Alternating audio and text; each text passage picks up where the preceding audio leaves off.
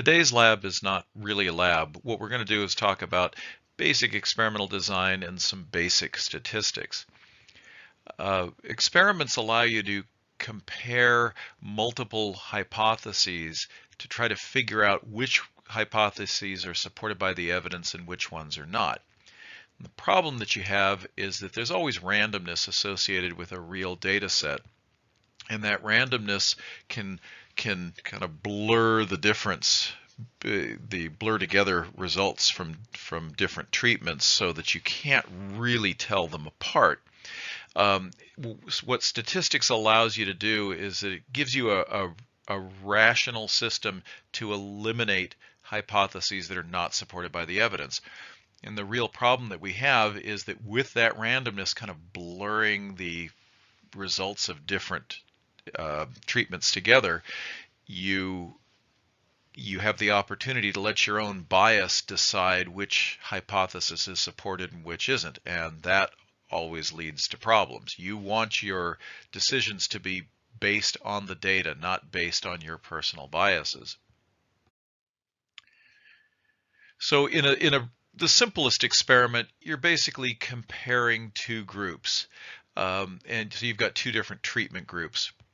And are the differences that you see when you do the experiment, the differences between those groups, are they due just to chance alone or due to something else?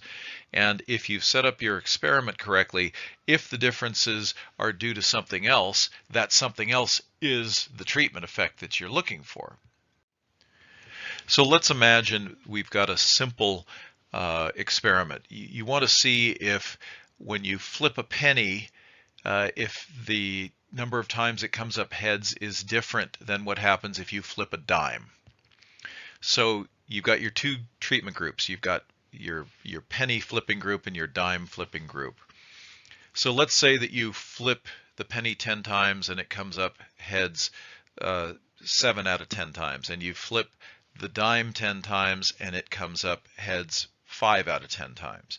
So those are different, but is it different enough that you would say that there's a treatment effect, that pennies and dimes actually behave differently when you flip them? Because there's always going to be chance, right? You would, to get an exact 50-50 heads and tails for the penny and for the dime, in principle you'd have to flip each one of them an infinite number of times. So most statistical tests are designed to answer the question, are the differences we see between these two treatment groups due to randomness, or are they due to something else? And like I say, if you've set up your experiment correctly, the something else is going to be a treatment effect. Here are some of the basic terms that we're going to go through. Treatment control, variables, replication, independence, randomization, the null hypothesis, and a priori versus a posteriori analyses. Now, you've talked about some of these already with Dr. Baker, but we'll go through them quickly and talk about each one individually. The treatment are the different conditions that each group is exposed to. So in the example with coin flipping, the treatment would be the type of coin, whether it's a penny or a dime. You've got a couple examples of different kinds of treatments that you could do when you're doing simple ecological experiments here. You could expose an organism to different pHs. You could have different amounts of humidity, different light intensities, different population density, and of course the list goes on and on and on pretty much forever. An experimental control is a really important concept. Not every experiment necessarily has something that's an obvious control, but a lot of them do, and the concept of the control is really important. Imagine that we've got an experimental drug, and so we want to do a drug trial and see if it works to improve the outcome of some disease. So let's say that we do an experiment without a control. We take a bunch of people with the disease, we give them our experimental drug, and let's say that 73% of them got better. Did the drug work? The problem with the experiment that I just outlined is that you really have no information. You can't tell if that drug worked or not. Maybe it's terrible. Maybe it's really improving the outcomes of the people with that disease, whatever it is. To be able to tell how well it's working, you really need to have a control group because you need something to compare back to. So the control group is a non-treatment. In the control group, all the conditions are exactly the same, in so far as is possible, as it is in the other treatment group or groups that you have, except that you are pulling out that one key factor being tested. And of course, drug trials are always nice examples for this because it's pretty obvious what the key ingredient would be, right? It's your experimental drug. So in your control group, they don't get the experimental drug. Now, the problem is that many diseases are subjective. If it's something that's just going to kill you or not kill you, that's not very subjective. But with a lot of diseases, they're ongoing for a long time, and whether you get treatment or not, you're going to be dealing with that disease for a long period of time. And our perceptions of what's going on are very subjective. So if you're doing drug trials, you really need to have, like I say, in your control group, everything exactly the same as in your treatment group, except you're leaving out that key ingredient. So that means you can't just give the control group nothing. They have to get a treatment that's exactly the same as the treatment that the experimental group is getting, except you're leaving out the key ingredient. So if your experimental drug is in the form of a pill, both your control and your treatment group should get the exact same pill. It should be indistinguishable, but of course in your control group, that pill is a placebo. You've got all the same inert ingredients in the pill, but you're leaving out the experimental drug part of it. But the placebo group is a really important concept here because those people can't know that they're not getting the real drug. And so now, if you have a control group, and let's say with your experimental drug, 73% of the people got better, but in your control group, 94% of the people got better. A lot of diseases will resolve themselves. Your body is able to deal with an awful lot of things on its own. So in that sense, if that were the case, then your experimental drug is making things worse. So you need that control group as a comparison point to see how well your treatment is working. In terms of variables in an experiment, there are different ways that we can talk about them. In terms of how those variables are actually functioning in the experiment, we usually look at it in two different categories. We've got independent variables and dependent variables. And the names for those variables, I think, are always they're always a little bit misleading. They could have come up with better names for them. But the independent variable, or sometimes it's called the predictor variable, is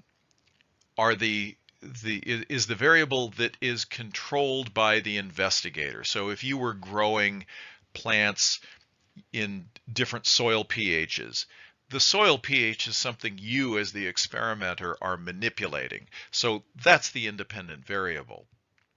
The dependent variable, or sometimes called the response variable, is the outcome of the experiment. It's what you're measuring. So if you were doing the plant growth experiment with different soil pHs, you as the experimenter can control the soil pH. What you do not have direct control over is how the plants respond to it. So your dependent variable could be, how long the shoot of the plant is after a week or something like that, some measure of growth. Now, the reason that I say that the names are not very good is that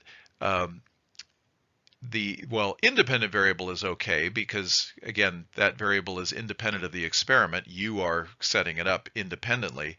But the term dependent variable or response variable, both of those terms are poor because they are both saying that variable depends on the independent variable. And it might, but it might not. You're doing an experiment. You don't know. You may be testing plant growth over a range of soil pHs with a particular species of plant where it really doesn't matter. So the dependent variable is not dependent on the independent variable. But anyway, often the dependent variable is dependent on the independent variable. You can also look at variables in terms of how they function mathematically. So variables can be categorical. So this is where you've got separate discrete categories. So for most species, you would say sex is a categorical variable. Maybe habitat type is, although habitat types can often blend together, so maybe not. It depends on the circumstances. Species, different species are usually considered categorical variables. So with a categorical variable, the idea is that the variables can't blend together. They are separate categories. Variables can also be continuous, and continuous variables are measured on a continuous numerical scale. So these are things like, body mass. Of course, that's a continuous variable over a wide range. Height, population density, pH is a continuous variable. Temperature is a continuous variable. So the sort of statistical test you're going to use will be different depending on which variables are categorical and which variables are continuous. Now, something you can do, sometimes it makes more sense than other times, but you can do this. You can take a continuous variable and break it up and treat it, at least statistically, as though it were a categorical variable. So you could take, pHs and say, okay, well, any pH below 6.2, we're going to call that acidic, and any pH that's from 6.3 to 7.4 we're going to call that neutral, and any pH number that's above 7.4 we're going to call basic. So you could take a continuous variable and artificially break it up and treat it as though it's a categorical variable. And there are times where it makes sense to do that in terms of the statistical analysis you want to do. Variance is an important concept. Variance is essentially the spread of the values in your variable. So one way that you can take a whole set of numbers and summarize them is to take the arithmetic mean of those numbers. And then that gives you, you've got a bunch of numbers, they're not all the same, but you take the mean and that gives you one value that sort of represents that set of numbers. The problem with that is that you can have two or more very different sets of numbers that will give you the same mean when you calculate the mean, and you actually see that in this graph.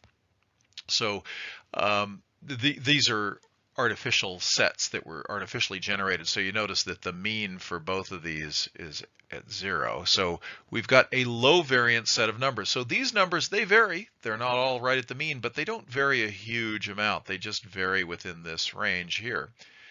The high variance set of numbers is way more variable. Now, like I say, it doesn't matter which set you're talking about. When you take the mean, they will both have the same mean, but obviously those two sets of numbers are behaving very differently. So the variance is a value that summarizes how spread out the values in a set of numbers are. And so if you have the mean and the variance for a set of values, you actually have a lot more information than if you just had the mean.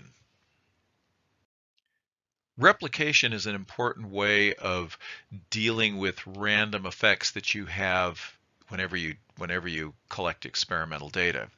So imagine that you're growing seeds that are identical as far as you can tell, and you're growing them under identical conditions for the same amount of time, and then you measure the height of the shoot once the seed starts to germinate and grow after a period of time.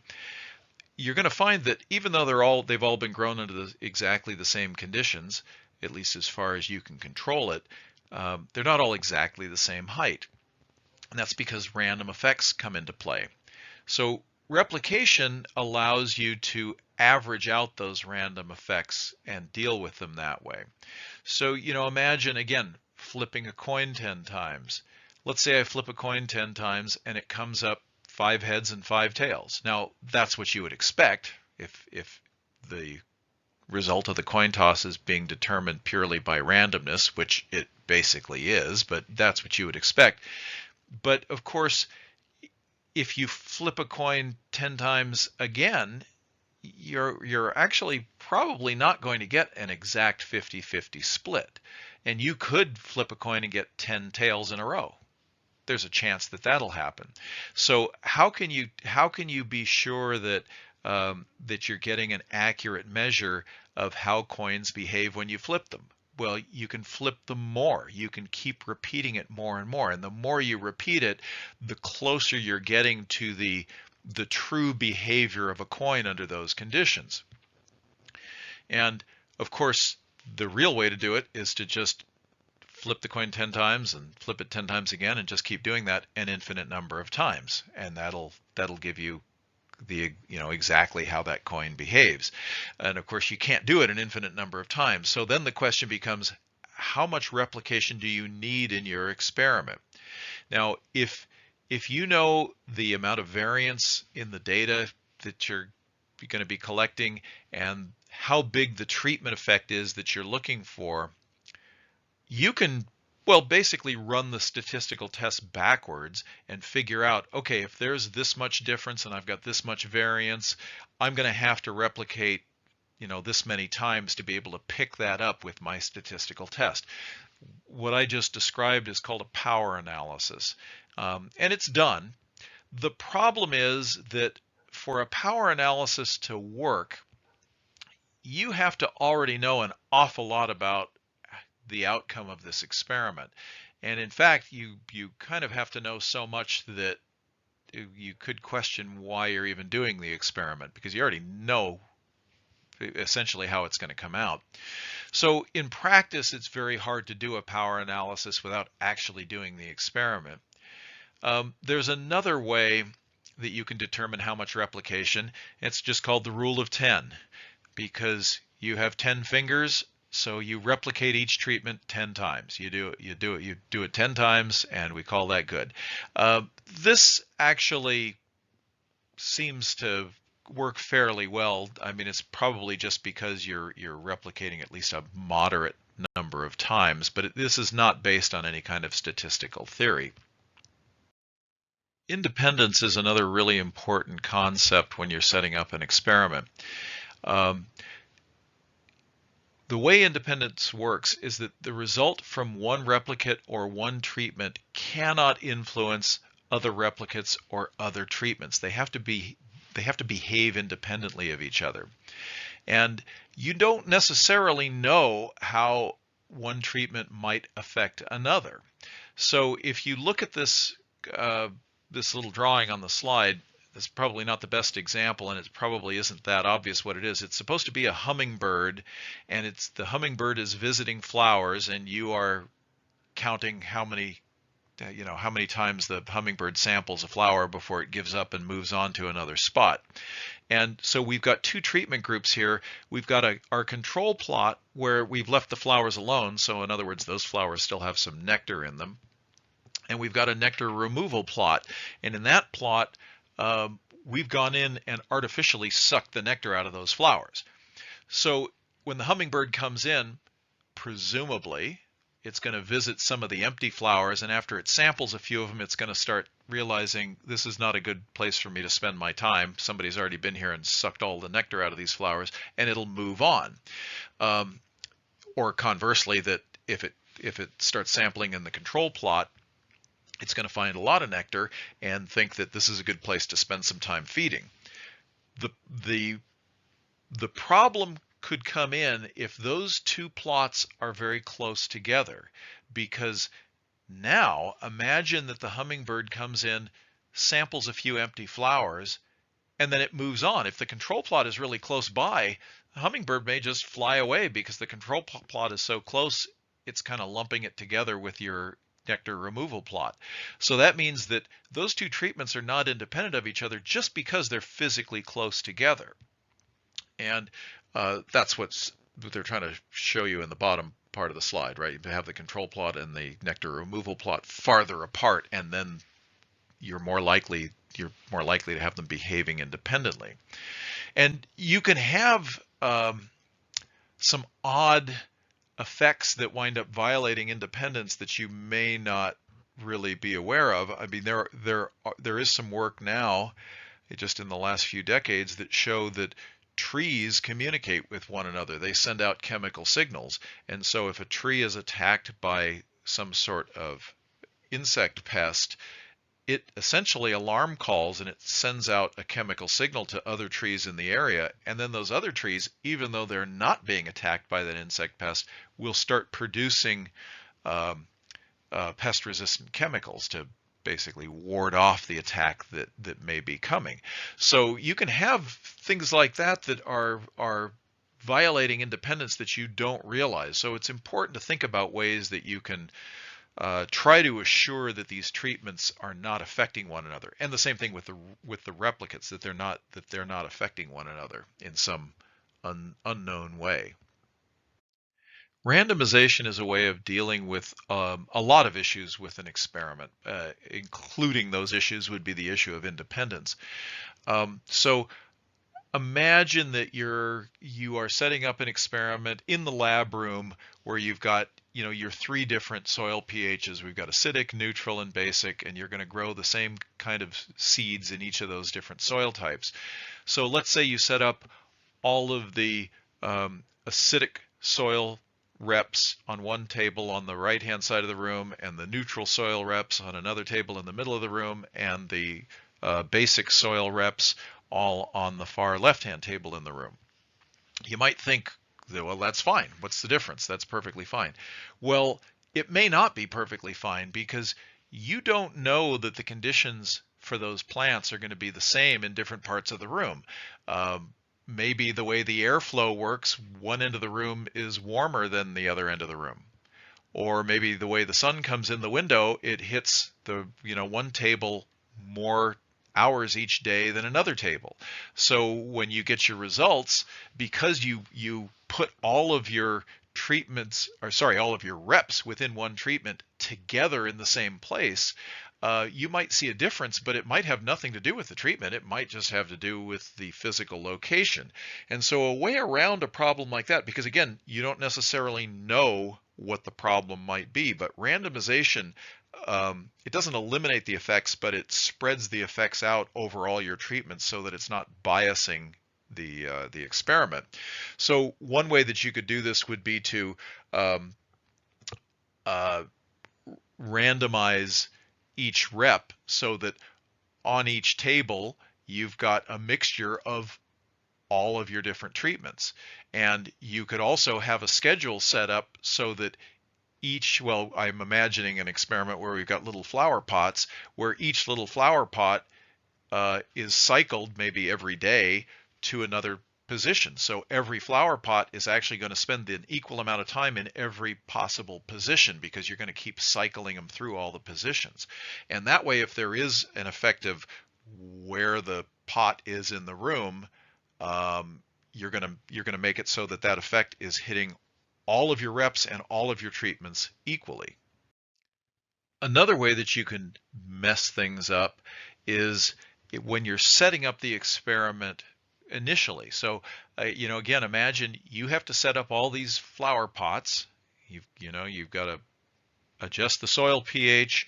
You've got to put the same amount of soil in each pot. You've got to plant a seed in each pot. Let's say that you do, when you're planting the seeds, you do all of the acidic treatment groups, treatment reps first, and then you do all the neutral ones, then you do all the basic ones.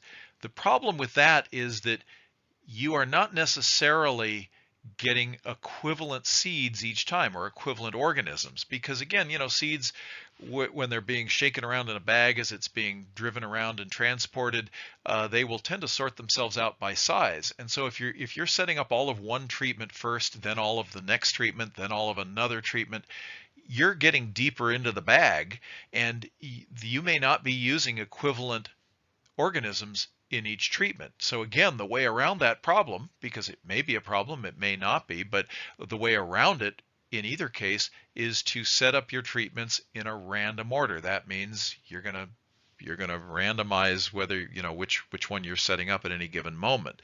You're not going to do one, then the next, then the next.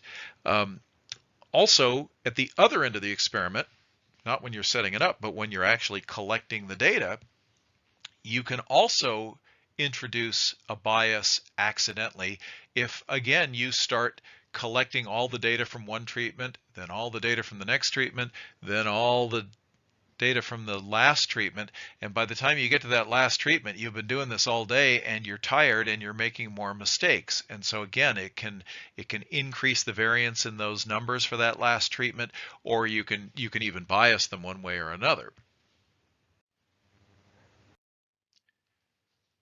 All right, another statistical concept is this idea of a null hypothesis. And the reasoning is a little bit odd here. It makes sense, but it's not the way that we sort of naturally think about these problems. So let's say that we're doing the plant growth in different soil pH experiment.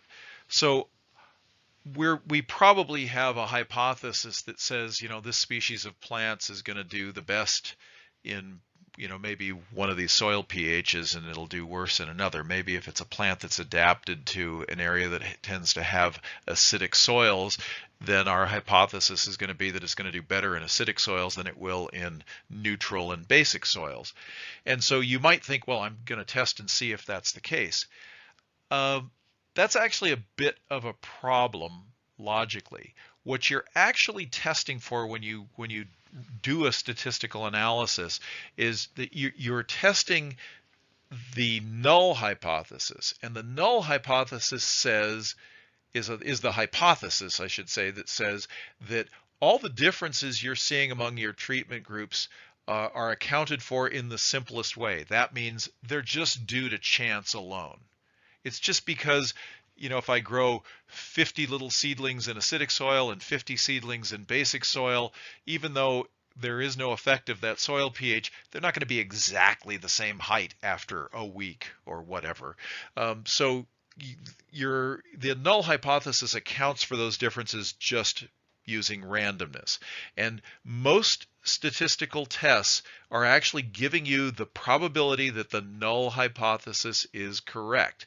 And the null hypothesis is abbreviated capital H sub 0. That's the null hypothesis. So you run a statistical test and it'll give you the probability that the differences you're seeing is just due to chance. But here's the real question. When do you say that, okay, it really is just due to chance versus no, there's a treatment effect going on here? Where do you draw that line? Because of course probabilities can go from 0 to 100%. So where do you draw that line?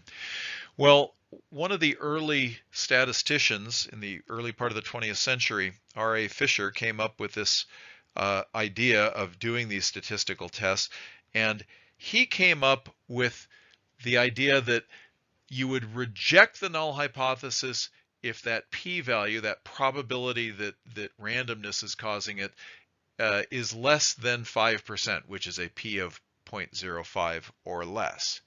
And he just came up with that, pulling it out of the air. It's not based on anything. It's just, he just thought, well, if it's that unlikely that the differences are just due to chance, then there may be some real treatment effect going on. Now, in his view, the idea was you'd run this test, and this would say, okay, if the p-value is really low, if it's 0.05 or less, then there might be something going on, and it's worth looking into more. If the p-value is higher than 0.05, and of course, the higher it gets, the closer it gets to 1, the higher the chances are that your treatment effect is just due to randomness. And he would say it's probably not worth your time. The higher that p-value gets, probably not worth your time to keep looking at that because there's probably no treatment effect going on there. Now, that was the way he thought that we should do this. The trouble is that that 0.05 became a super hard cutoff. So if you do an experiment and your p-value is 0.053, then you say, okay, well, there's no treatment effect. the differences I see are just due to randomness. And of course, 0.053 is not really very different from 0.05. And so there is a movement now to try to come up with a better way of dealing with this cutoff for when you reject the null hypothesis.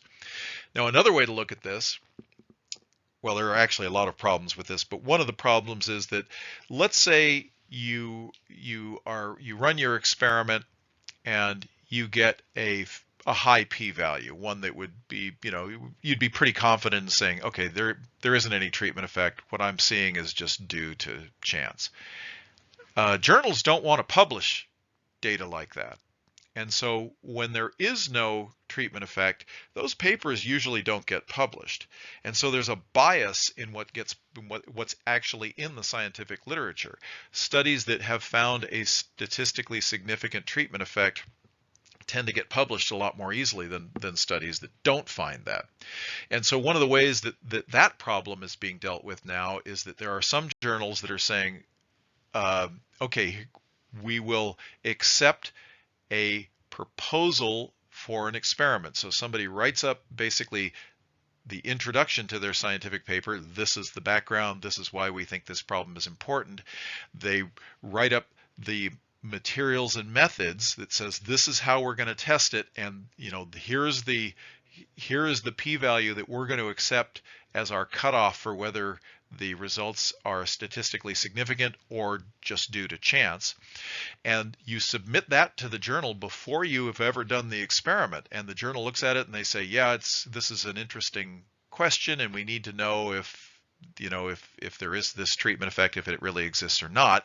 And so they agree ahead of time that they're going to publish the results of this study no matter how it comes out. And then the study is done and it's going to be published. So this is one of the ways that this problem is being dealt with now. The other issue with these p-value that's a hard cutoff, and like I say, this 0.05 is the standard cutoff, but you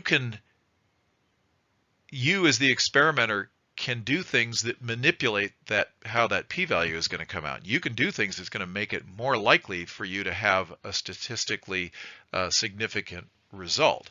And some of these things can be deliberate, which of course would just be scientific fraud, but there are things you can do that are not really deliberate that can still affect how that p-value comes out and can bias the experimental results to show a more statistically significant differences than there really are.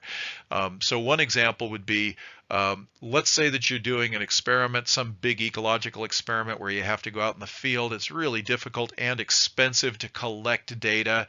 And so you've said you're going to do 20 reps in each of your treatments before you started the experiment. That's what you said you were going to do. So you start going out and you collect data. Once you get to 10 reps, and it may take years to collect the data. Once you get to 10 reps, you take all the data you have so far and you run the statistical test. And if your p-value is 0.05 or less, you stop at that point and publish your results. If your p-value is greater than 0.05, so it's not statistically significant, then you keep going out in the field and collecting more data. And let's say you get up to 15 reps, you run the test again and make the same kind of decision. Now on one hand you might think, well, I'm trying to use my resources wisely because it's very difficult and expensive to collect this data. Once I get to a point where I'm showing that there's a statistically significant treatment effect, then I don't need to keep collecting more data. But what you're actually doing is cheating. Now, like I say, you could do this easily without realizing that this is what's happening. But what you're effectively doing is basically rolling the dice, and you keep rolling the dice until you get to a predetermined outcome. Once the predetermined outcome comes up on your dice, you stop rolling them. Statistical tests don't work this way. If you said you were going to do 20 reps, you can't be doing statistics in the middle there and using those statistics to decide whether you're going to keep going or not. You have to keep going until you've collected 20 reps.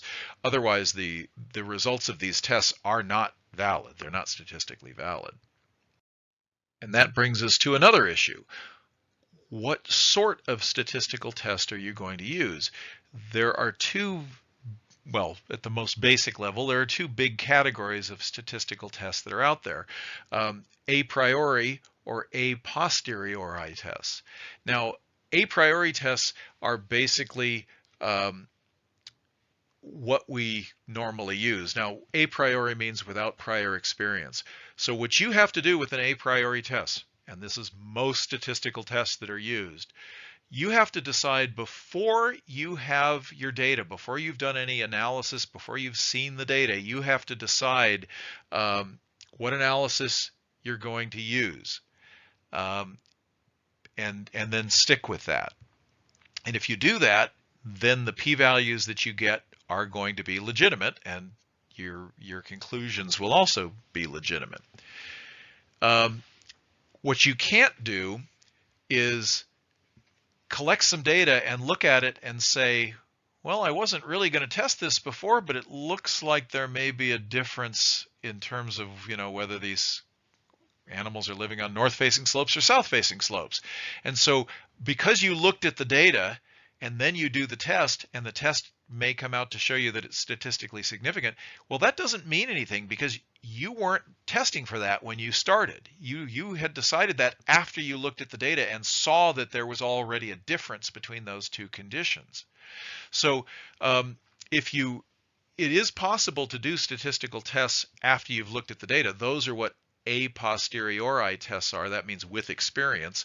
And you analyze the data in different ways when you do this. Most of the time, people are very suspicious when you're doing a posteriori tests. So basically, if you see some phenomenon that you think is going on, what you need to do is then say, okay, well, my hypothesis is that there's a treatment effect going on here, and you need to run another experiment and do an a priori test on it. That's usually the way it works. There are statistical tests that are trying to take into account the differences in probabilities when you're doing it in an a posteriori fashion, but like I say, those are generally not accepted very well. All right, now a big question: what statistical test are you going to use?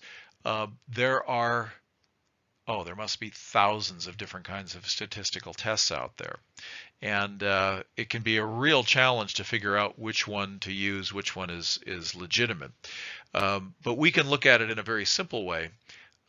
If your independent variable is a continuous variable, and we are assuming that the dependent variable is continuous, then you can do a regression. So if you look at the lower left-hand side of the slide, that's a regression. Now, a regression will tell you if there's a relationship between those two variables. If you want to, it can also give you the best fitting straight line through that cloud of data points, and you see there's a regression line drawn through it. But remember, even if your independent variable is in fact a continuous variable, you could break it up into a categorical variable, and you don't need to use regression. You could use the alternative, which is ANOVA. ANOVA stands for analysis of variance, and that's what you use usually when your independent variable is a categorical variable. So, in other words, like with our experiment where you're growing plants in different soil pHs, if we interpret soil pH as being, acidic, neutral, or basic, use it as a categorical variable, then we can do an ANOVA on it. Now, you may have heard of a t-test, or the old name for it was student's t-test. And a t-test really is it's mathematically equivalent to doing an ANOVA. But with a t-test, you can only compare two treatments. So you could compare acidic and basic, but you couldn't compare three treatments. You couldn't compare acidic, neutral, and basic. You would have to use ANOVA for that. So in the old days, which weren't all that long ago, if you wanted to do an ANOVA, it would take you, even if the data set wasn't very big, it would take you all afternoon with a calculator to do a single ANOVA. And the chances that you've punched in a wrong number at some point and made a mistake are pretty high. So if you do a t-test, because there are only 2 treatments, it simplifies the math a bit. And so the calculations are not quite as involved if you do a t-test. So if you could do a t-test, you kind of wanted to do a t-test. Now, since you're just going to be doing it with a computer anyway, who cares if the computer has to work an extra millisecond or not? It doesn't matter. So you can just use an ANOVA. So even if you only have 2 treatments, you can use an ANOVA. Now, if you look at below where it says ANOVA, there is an ANOVA table, which is the output from a statistical program. And you've got a bunch of variables here, sum of squares, mean square. This is F value is Fisher's F statistic. You don't need to worry too much about that stuff. Degrees of freedom over here. What you want is what is the p-value? And like I say, by convention, we normally say that if the p-value is 0.05 or less, then we say, okay, it's pretty unlikely that the differences we see are due to chance. There's probably a treatment effect. And so if you look at this, here's your p-value right there, and that is certainly less than 0.05. So this is showing a statistically significant ANOVA. I should mention that in a lot of ecological studies where you're working outside, you don't have the same kind of control over your variables that you would if you were doing a lab experiment. The variance tends to be higher. And if the variance is higher, then even if there is a treatment effect, you tend to have higher p-values, and you wind up saying that there is no treatment effect. So sometimes for ecological studies, people will say that we're going to accept this as being a statistically significant treatment effect as long as our p-value is 0.1 or less instead of 0.05 or less. And the trouble with that is that you start getting false positives if you set your cutoff for your p-value too high. But sometimes with ecological studies, they will do that. They'll adjust it a little bit.